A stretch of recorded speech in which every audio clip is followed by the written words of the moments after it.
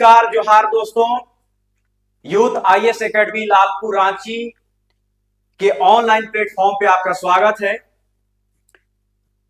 जिसका बेसब्री से इंतजार था वो घड़ी आखिर आ ही गई। दोस्तों, आप जैसा कि स्क्रीन पर देख पा रहे होंगे, जेपीएससी यानी झारखंड लोक सेवा आयोग ने 11वीं नोटिफिकेशन जारी कर दी है और टोटल 342 पदों के लिए नोटिफिकेशन आ गई है और 1 फरवरी से आपका फॉर्म ऑनलाइन भी होगा और समय बहुत कम है। संभावित जो तिथि है प्रारंभिक परीक्षा की वो 17 मार्च दी गई है और मुझे उम्मीद है कि बहुत जल्द, यानी जो संभावित तिथि दी गई है उसी तिथि में जेपीएससी अपने एग्जाम को कंडक्ट करा सकती है। तो आपके पास समय नहीं है और इतने कम समय में आप कैसे स्मार्ट तरीके से सही अप्रोच के साथ, सही गाइडलाइन के साथ आप तैयारी करें और 11th जेपीएससी में 1 सीट आप पक्का करें।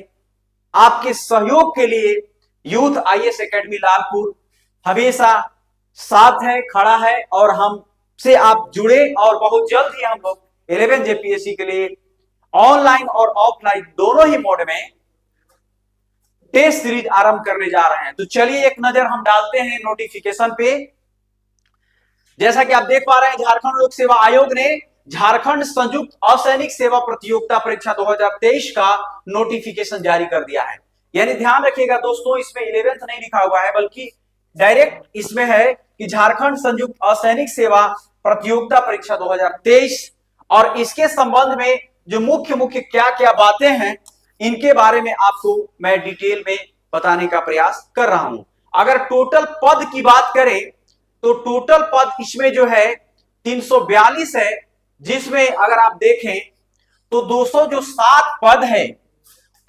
207 जो पद है दोस्तों, यह जो है झारखंड एडमिनिस्ट्रेटिव सर्विस का है।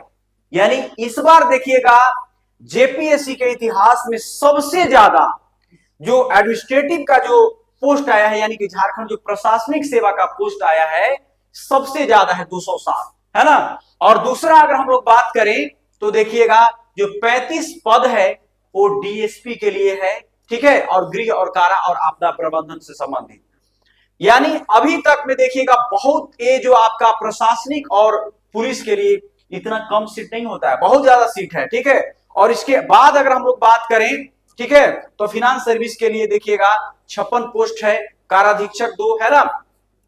इसके अलावे अन्य जो सेवा के भी बहुत ही ज्यादा पोस्ट हैं, कम नहीं है, है ना। एक छोटे राज्य के लिए 10 पद की अगर हम लोग बात करें तो झारखंड शिक्षा सेवा वर्ग 2 की बात करें तो 10 पोस्ट है और 1 पोस्ट आपका आपदा प्रबंधन से संबंधित है, कृषि पशुपालन 8 है ना। इसके अलावा आप देख पा रहे हैं अलग अलग, है ना, श्रम अधीक्षक 14 पोस्ट है, प्रोबेशन सेवा 6 और निरीक्षक उत्पाद 3 पोस्ट। यानी टोटल की हम अगर बात करें तो 342 पोस्ट है, जो कि बहुत ही अच्छा कहा जा सकता है, ठीक है। चलिए अब देखिए इसमें क्या क्या है। इसमें एक बात और लिखा हुआ है कि सेवाओं की यानी पदों की संख्या घट बढ़ सकती है। यानी दोस्तों इसमें अगर 2023 के सेवा भी जुड़ जाते हैं और तो इनमें संख्या और बढ़ सकती है, ठीक है। और चूंकि यह चुनाव का वर्ष है तो मुझे उम्मीद है कि हो सकता है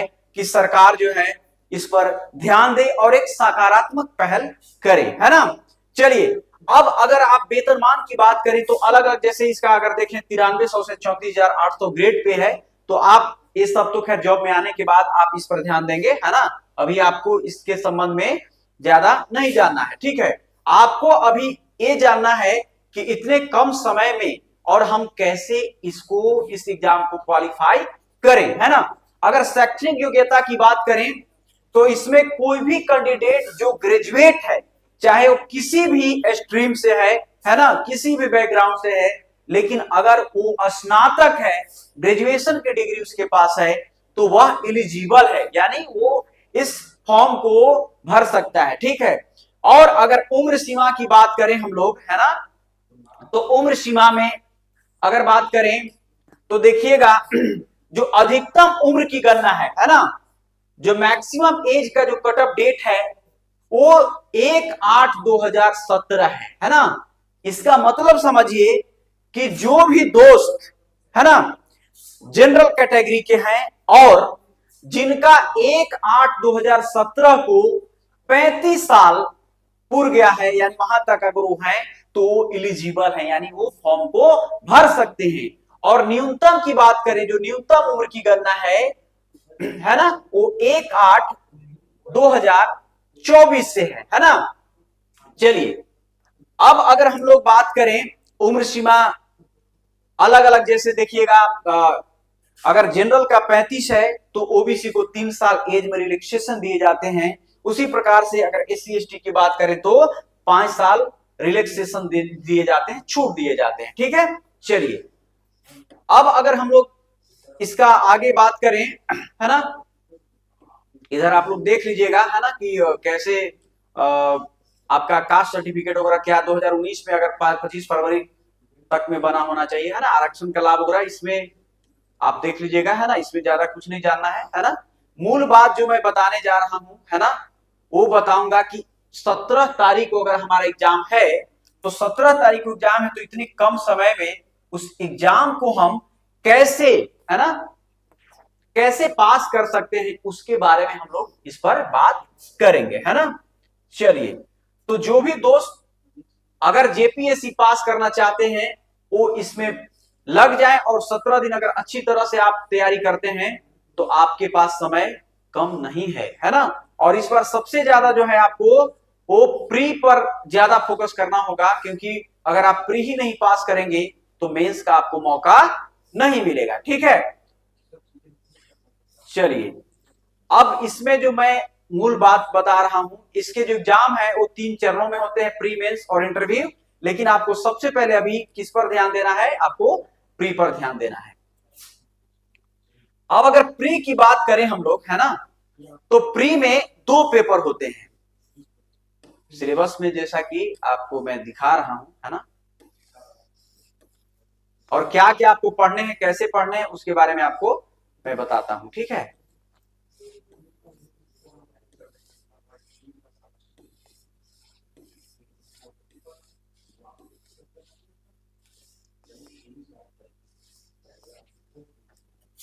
प्री में देखिएगा दोस्तों 2 पेपर होते हैं है ना।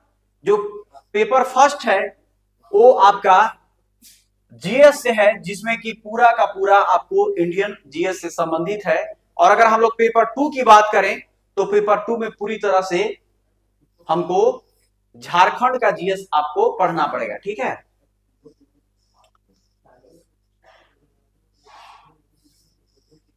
एक मिनट,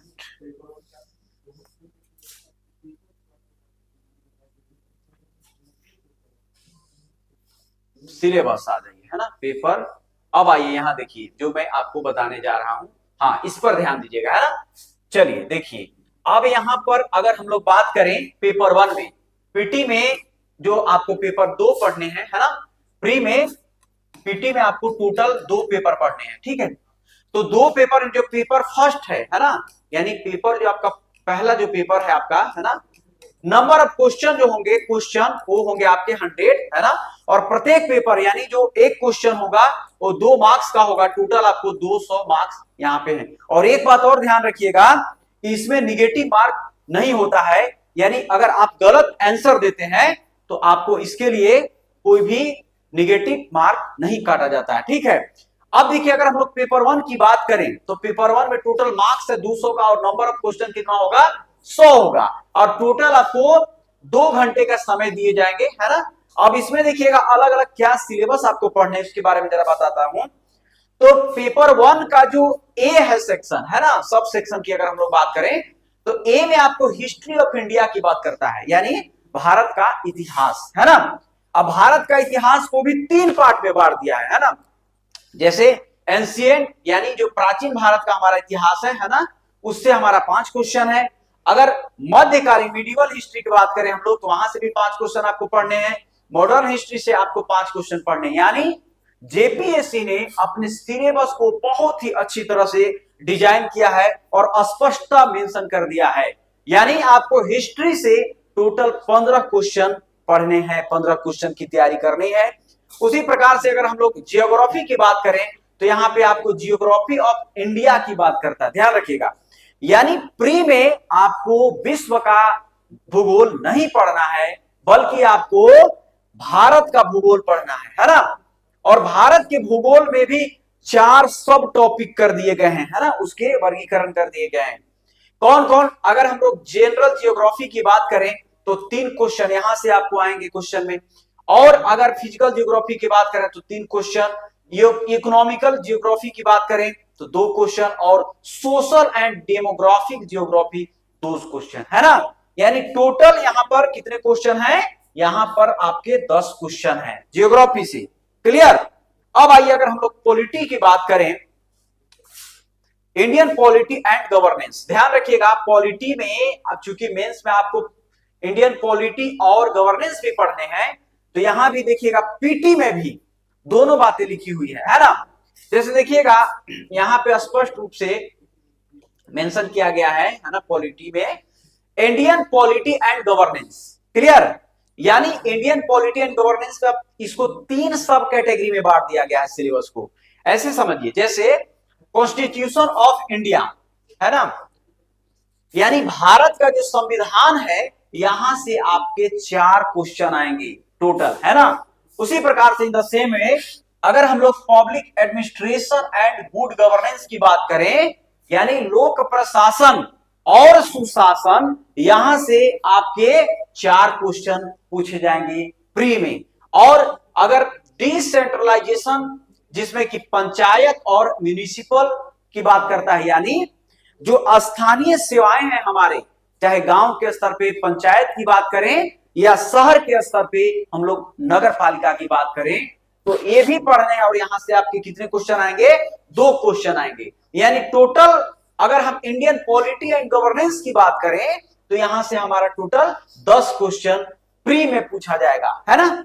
चलिए अब अगर हम नेक्स्ट की बात करें तो डी सेक्शन में देखिएगा economic and sustainable development mention किया गया है, यानी आर्थिक और सतत विकास, है ना। अब ये वर्ड जो है ना दोस्तों, अपने आप में इसका बहुत ही बृहद मीनिंग है ना, क्योंकि आपको इसका मेंस में भी पढ़ना है। सस्टेनेबल डेवलपमेंट पूरा डिटेल्स आपका सिलेबस दिया हुआ है, तो यहां प्री में भी आपको ये वर्ड दे दिया है। और इसको भी अगर हम इकोनॉमिक्स की बात करें तो 3 सब कैटेगरी में बांट दिया गया है ना। देखिए जैसे basic features of Indian economy, यानी भारतीय जो अर्थव्यवस्था है, अर्थव्यवस्था के जो इश्यूज हैं, है ना, इंडियन इकोनॉमी यानी भारतीय अर्थव्यवस्था के जो आधारभूत जो विशेषताएं हैं, है ना, उनकी बात करता है। और यहीं पर देखिएगा जैसे आपको नेशनल इनकम वगैरह उससे संबंधित जीडीपी, जीएनपी, एनएनपी, इस सब के बारे में आपको टर्मिनोलॉजी से संबंधित आपको अध्ययन करना होगा, है ना। इसी प्रकार इन्फ्लेशन वगैरह हो गया, तो ये सब चीज आपको basic features of Indian economy में देखना पड़ेगा, जहां से 4 क्वेश्चन आपके एग्जाम में पूछे जाएंगे। और इसी प्रकार से sustainable development and economic issue, यानी सतत विकास और आर्थिक मुद्दे, यहां से भी 4 क्वेश्चन। और इकोनॉमिक रिफॉर्म्स एंड ग्लोबलाइजेशन, यानी अगर हम 1991 का जब एलपीजी पढ़ेंगे, है ना, उदारीकरण, वैश्वीकरण, है ना, निजीकरण, तो उससे संबंधित भी आपके 2 क्वेश्चन आएंगे, है ना। तो टोटल अगर हम लोग इकोनॉमी की बात करें, है ना, तो यहां से कितने क्वेश्चन आएंगे? यहां से आपके 10 क्वेश्चन आएंगे प्री में दोस्तों, है ना। चलिए अब अगर हम लोग ई सेक्शन की बात करें, यानी पेपर फर्स्ट का ही मैं बात कर रहा हूं, ई में आपको साइंस एंड टेक्नोलॉजी की बात किया गया है, यानी विज्ञान और तकनीक, दोनों चीजें यहां पे हैं, स्पष्ट मेंशन किया हुआ है सिलेबस में, है ना। देखिए अगर जनरल साइंस की बात करें, जो सामान्य विज्ञान है, यहां से टोटल 6 क्वेश्चन आपके पूछे जाएंगे। और एग्रीकल्चर एंड टेक्नोलॉजी डेवलपमेंट, यानी कृषि और तकनीकी जो विकास है, वहां से 6 क्वेश्चन। और इंफॉर्मेशन एंड कम्युनिकेशन टेक्नोलॉजी, है ना, यानी सूचना और संचार जो तकनीक है, यहां से आपके 3 क्वेश्चन आएंगे, है ना। तो टोटल यहां पर आपका साइंस एंड टेक्नोलॉजी से 15 क्वेश्चन आपके प्री में पूछे जाएंगे। क्लियर? चलिए अब एक बात और ध्यान दीजिएगा, सबसे ज्यादा इस पर फोकस करिएगा, वो ये फोकस करना है कि पेपर 1 में, है ना, पेपर 1 में आपका झारखंड से भी 10 क्वेश्चन पूछे जाएंगे। क्लियर? यानी टोटल अगर झारखंड की हम लोग बात करें तो झारखंड से टोटल 110 क्वेश्चन रहेंगे आउट ऑफ 200 क्वेश्चंस में दोस्तों, है ना। चलिए देखिए ध्यान से, यहां पर स्पष्ट लिख दिया गया है कि Jharkhand specific question general awareness of its history, society, culture and heritage.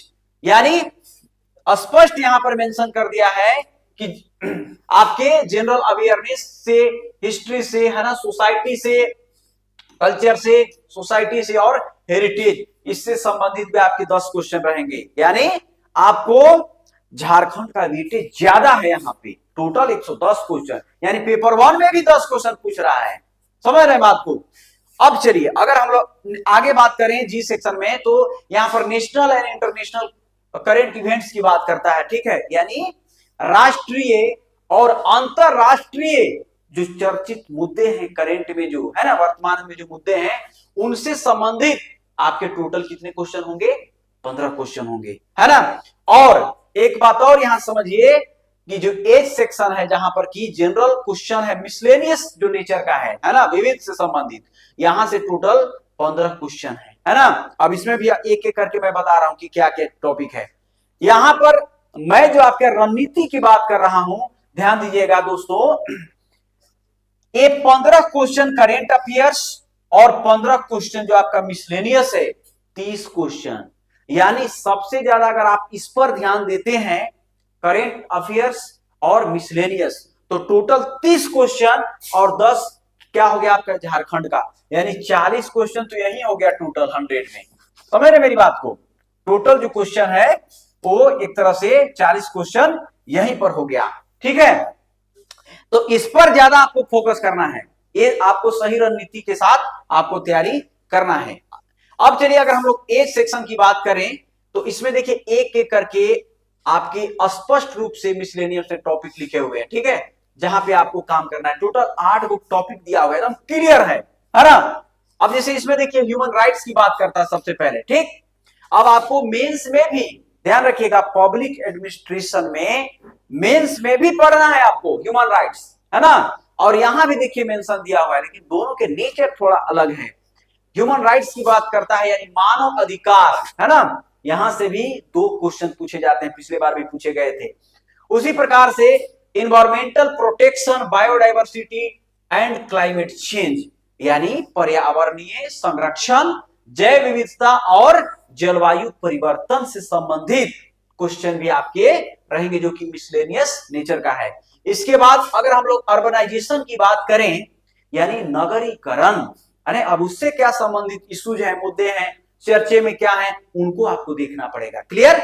इसी प्रकार से अगर हम लोग स्पोर्ट्स की बात करें, यानी खेल, है ना, ये भी बहुत बड़ा एक एरिया है, तो आपको यहां भी ध्यान रखना है कि कौन खेल के कौन से खिलाड़ी हैं, है ना, कौन खिलाड़ी कौन सा अवार्ड वगैरह मिला, उस सब आपको ध्यान देना पड़ेगा। अब इसके बाद डिजास्टर मैनेजमेंट की बात करता है, आपदा प्रबंधन, है ना। अब इससे संबंधित आपके क्वेश्चन रहेंगे प्री में, इवन कि आपको मेंस में भी पढ़ना है ना। अब चलिए पॉवर्टी एंड अनएम्प्लॉयमेंट, ये भी मेंस का मतलब मेंस में भी है, यहां भी है ना। अवार्ड यानी जो आपके पुरस्कार से संबंधित हैं, ये भी आपको देखने पड़ेंगे। और United Nations and other international agency, यानी संयुक्त राष्ट्र संघ और इससे संबंधित जो अन्य अंतरराष्ट्रीय जो संस्थाएं हैं, इनके बारे में भी आपको जानकारी रखना होगा। क्लियर? तो मैंने आपको पेपर 1 में बता दिया कि टोटल आपके सिलेबस क्या है और कहां से कितने क्वेश्चन पूछे जाएंगे, और इसी को मद्देनजर जो है आप एक सही रणनीति के साथ तैयारी शुरू करें। क्लियर? चलिए अब हम अगर बात करें पेपर 2 की, तो पेपर 2 का भी सिलेबस बहुत ही क्लियर डिजाइन कर दिया गया है। क्लियर? समझिएगा बात को। देखिए अब जीएस पेपर 2, यहां पे भी अगर हम लोग बात करें तो नंबर ऑफ क्वेश्चन कितने हैं, जो क्वेश्चन है वो 100 क्वेश्चन है, और एक क्वेश्चन जो होगा यहाँ भी 2 मार्क्स का होगा, तो टोटल जो मार्क्स हो जाएगा आपका 200 मार्क्स का हो जाएगा, है ना। अब इसके बाद इसमें भी समय 2 घंटे दिए जाएंगे। और एक बात और ध्यान रखिएगा कि यहां पर निगेटिव, यहां पर भी निगेटिव क्वेश्चन करने पर आपके मार्क्स काटे नहीं जाएंगे, यानी निगेटिव नहीं है। क्लियर। अब चलिए, यहां भी क्लियर डिजाइन कर दिया गया है जेपीएससी के द्वारा सिलेबस में। अगर हम लोग ए की बात करें, ए सेक्शन, सब सेक्शन की बात करें, पेपर 2 की मैं बात कर रहा हूं, जो कि पूरी तरह से झारखंड का सामान्य अध्ययन है। क्लियर। झारखंड का इतिहास, यहां से आपके टोटल 8 प्रश्न पूछे जाएंगे। अब इन 8 प्रश्नों में देखिएगा पूरी तरह से कैटेगराइज कर दिया गया है। क्लियर। जैसे कैसे, देखिएगा झारखंड में मुंडाओं ने सबसे पहले मुंडा राज व्यवस्था की स्थापना किया था। इसके बाद आगे चल के कैसे नागवंशियों ने शासन व्यवस्था को आगे बढ़ाया, ठीक है। आगे चल के फिर अंग्रेजी शासन व्यवस्था आई। लेकिन आपको यहां जो पढ़ना है कि जनजातियों की जो परंपरागत शासन व्यवस्था रही है, उनको आपको पढ़ना, उनके क्या फीचर्स थे, है ना। तो यहां पर देखिएगा सबसे पहले जैसे मुंडा शासन व्यवस्था, नागवंशी शासन व्यवस्था, पढ़ा पंचायत शासन व्यवस्था, मांझी परगना शासन व्यवस्था, मुंडा मानकी शासन व्यवस्था, ढोकलो सोहो शासन व्यवस्था, जातीय पंचायत शासन व्यवस्था, यानी सबसे एक एक करके क्वेश्चन आएंगे। और टोटल यहां पर आपको 8 क्वेश्चन आपसे पूछे जाएंगे, और प्रत्येक क्वेश्चन 2 मार्क्स के होंगे। तो यहां पर मूलतः अगर हम बात करें कि झारखंड का इतिहास में जनजातियों की जो परंपरागत शासन व्यवस्थाएं रही हैं, जिनसे वो संचालित होती थी, उन्हीं के बारे में आपको अध्ययन करने हैं। क्लियर। चलिए, अब अगर हम लोग 20 सब कैटेगरी की बात करें इसी में, तो यहां पर स्पष्ट लिखा हुआ है झारखंड आंदोलन, है ना। अब देखिए दोस्तों, यहां पे झारखंड आंदोलन का मतलब ही हो गया कि झारखंड निर्माण के लिए जो आंदोलन होंगे, इससे संबंधित आपसे क्वेश्चन पूछे जाएंगे। यहां से टोटल 7 प्रश्न होंगे। अब यहीं पर देखिए बात करता है झारखंड के सदान, है ना। अब सदान कौन है भाई? सदान वैसे गैर जनजाति हैं जो मूल निवासी हैं, यानी जनजाति तो नहीं है लेकिन वो भी मूल निवासी हैं, झारखंड में प्राचीन काल से वो भी रह रहे हैं, उन्हीं को सदान कहते हैं। अब सदान से संबंधित भी आपके एक क्वेश्चन यहां पर पूछे जाएंगे। क्लियर। अब चलिए, झारखंड के आदिवासी, है ना, 32 जनजातियां हैं, है ना। अब 33वां एक पुरान जनजाति को भी शामिल करने की बात है। तो सबके बारे में आपको अध्ययन करने की उनकी क्या क्या विशेषताएं हैं, कल्चर क्या है उनकी, है ना, खान पान क्या है, उससे संबंधित। इसके अलावे देखिएगा झारखंड के स्वतंत्रता सेनानी, यानी देखिएगा जैसे राष्ट्रीय आंदोलन जो हो रहे थे भारत में, तो उस राष्ट्रीय आंदोलन के एक पार्ट के रूप में झारखंड में भी आंदोलन हो रहे थे, और उस झारखंड आंदोलन में किन किन नेताओं के क्या क्या भूमिका रही, उनसे संबंधित आपसे क्वेश्चन पूछे जाएंगे। यहां भी एक क्वेश्चन आएगा। झारखंड के विभूति, है ना, यानी झारखंड के जो विभूति यानी जो पर्सनालिटी है जिन्होंने झारखंड आंदोलन में एक महत्वपूर्ण भूमिका निभाई है, उनसे संबंधित आपसे क्वेश्चन यहां पर 2 क्वेश्चन रहेंगे। और झारखंड आंदोलन एवं राज्य गठन, अब देखिए ध्यान से दोस्तों, 1912 में जे बार्थोलोमेव के द्वारा जब ये आंदोलन किया जाएगा, जिस समय की देश आजाद भी नहीं था, गुलाम था, और उसी समय से देखिएगा झारखंड आंदोलन के लिए एक लंबी प्रक्रिया रही, और तब जाके 2000 में झारखंड बना था, ठीक है, एक लंबी रही थी। तो इससे संबंधित आपके 2 प्रश्न रहेंगे। तो कुल मिलाकर अगर हम लोग झारखंड आंदोलन की बात करें तो यहां से 7 प्रश्न रहेंगे, समझ जाइए। अब सिलेबस इतना लंबा चौड़ा है, अगर आप एक एक पढ़ना शुरू करें तो आपका 1-1.5 साल लग जाएंगे, समझ रहे हैं। लेकिन अगर आप संस्था से जुड़ेंगे और एक सही अप्रोच के साथ करेंगे तो आपको 1.5 महीना में पूरा का पूरा जो है आपको तैयारी कराया जाएगा, क्वेश्चन टेस्ट सीरीज और क्वेश्चन के माध्यम से। क्लियर। चलिए, अगर हम लोग सी की बात करें तो झारखंड की विशिष्ट पहचान की बात करता है, यानी जो स्पेशल जो उनकी आइडेंटिटी है उससे संबंधित। जैसे अगर हम लोग बात करें कि झारखंड की सामाजिक स्थिति, यहां से एक प्रश्न, झारखंड की सांस्कृतिक स्थिति, राजनीतिक स्थिति, आर्थिक स्थिति, और झारखंड की धार्मिक विशेषताएं, यानी सबसे एक एक करके क्वेश्चन, टोटल यहां से 5 क्वेश्चन आपसे पूछे जाएंगे, ठीक है। चलिए, अब अगर हम लोग बात करें नेक्स्ट में क्या मेंशन किया गया है सिलेबस में। अब डी में आप चलिए, डी सेक्शन की अगर हम लोग बात करें तो यहाँ पे आर्ट एंड कल्चर की बात करता है, यानी कला और संस्कृति मूलतः झारखंड का है ना। अब इसमें देखिए क्या क्या बात करता है, जैसे लोक साहित्य, झारखंड के जितने साहित्य हैं अलग अलग है ना, चाहे नागपुरी साहित्य की बात कीजिए, संथाली साहित्य की बात कीजिए, अलग अलग, तो अलग अलग साहित्य से संबंधित, उनके साहित्यकार से संबंधित आपसे क्वेश्चन पूछे जाएंगे। क्लियर। उसी प्रकार से पारंपरिक कला है ना, ट्रेडिशनल जो आर्ट है झारखंड के, उनसे संबंधित लोक नृत्य की बात करता है यहाँ पर, लोक संगीत, वाद्य है ना।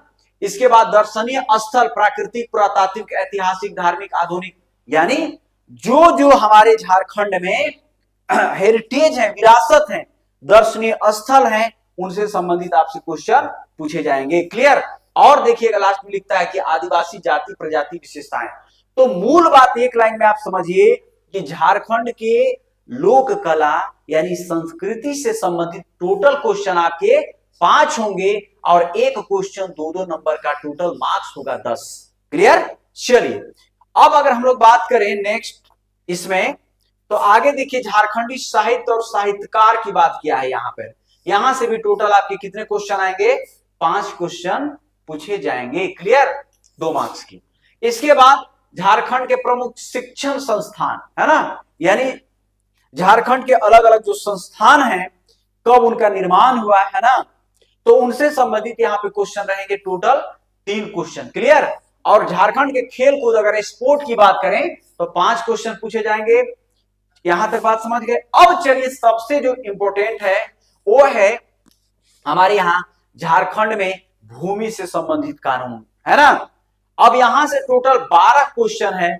अब इसको समझिए, एक है आपका CNT, छोटा नागपुर काश्तकारी अधिनियम, जो कि 1908 में बना, बहुत ही विस्तृत है ना।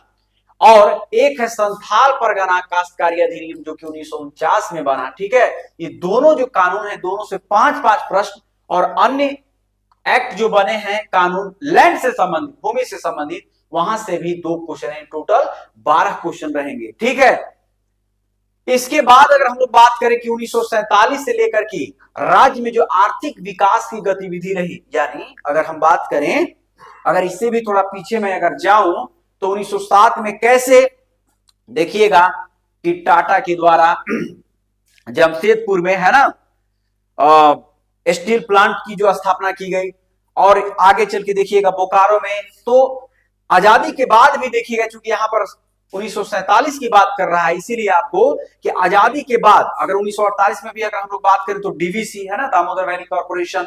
तो इसके बाद देखिएगा ना कि झारखंड में कैसे आर्थिक डेवलपमेंट का प्रोसेस हुआ स्टार्ट, और कैसे हर सेक्टर में इंडस्ट्रियलाइजेशन होते चला गया, उनसे संबंधित आपको क्वेश्चन पूछे जाएंगे। और यहां से टोटल जो है खान खनिज, पर्वत, पहाड़, नदी, सबसे अगर मिला दें तो 10 क्वेश्चन यहां से आपके रहेंगे। क्लियर। अब चलिए अगला आपकी बात करता है कि औद्योगिक नीति, विस्थापन और पुनर्वास, यानी अगर इंडस्ट्री लगेंगे तो लोग तो विस्थापित होंगे, और अगर लोग विस्थापित होंगे तो उनके माने आवास के लिए है ना, पुनर्वास के लिए सरकार कानून बनाएगी, नीतियां लाएगी है ना। तो उससे संबंधित जो भी हमारे नीतियां हैं झारखंड में, टोटल 6 प्रश्न आपको पढ़ने हैं। इसके अलावा उद्योग का नाम और स्थान और औद्योगिक विकास, यानी कौन इंडस्ट्री कहां पे मतलब सिचुएटेड है ना, उससे संबंधित, और कहां पे कौन सा इंडस्ट्री है, वो सारी चीजें आपसे पूछे जाएंगे। क्लियर। अब चलिए नेक्स्ट बात करता है झारखंड की प्रमुख योजनाएं और उप योजनाएं, यानी झारखंड में जो स्कीम्स हैं अलग अलग, और सब प्लान जो बनाए गए हैं, वहां से भी टोटल 5 क्वेश्चन पूछे जाएंगे। क्लियर। चलिए 5 क्वेश्चन यहां से भी आपके रहेंगे। क्लियर। यहां से योजनाएं। अब अगर हम लोग आगे बात करें तो जंगल प्रबंधन और वन्य जीव जंतु संरक्षण कार्य। क्लियर। यानी जंगल के अलग अलग जो प्रबंधन के लिए देखिएगा, वन्य जीव अभ्यारण्य यहाँ पर है ना, वाइल्ड लाइफ सेंचुरी की बात करता है, जंगल के प्रोटेक्शन की अलग अलग कानून बने हुए हैं। ठीक है। तो इनसे संबंधित जो है ना आपसे प्रश्न पूछेंगे, टोटल जो है 5 क्वेश्चन, इससे भी आपको देखना पड़ेगा। और इसके अलावा अगर बात करें हम लोग पर्यावरण से संबंधित मुद्दे, है ना, तो पर्यावरण यानी कि इन्वायरमेंट से रिलेटेड जो है मिटिगेशन और एडेप्टेशन से संबंधित अगर कोई मुद्दे हैं तो उनसे संबंधित भी आपसे क्वेश्चन पूछे जाएंगे, टोटल 7। क्लियर। और झारखंड में आपदा प्रबंधन, डिजास्टर मैनेजमेंट की अगर हम लोग बात करें, यहां से 5 क्वेश्चन है। और इसके अलावा जो विविध तथ्य और समसामयिक घटनाएं, यानी अगर हम लोग बात करें तो टोटल यहां से करंट की बात करें तो टोटल आपसे 7 क्वेश्चन पूछे जाएंगे।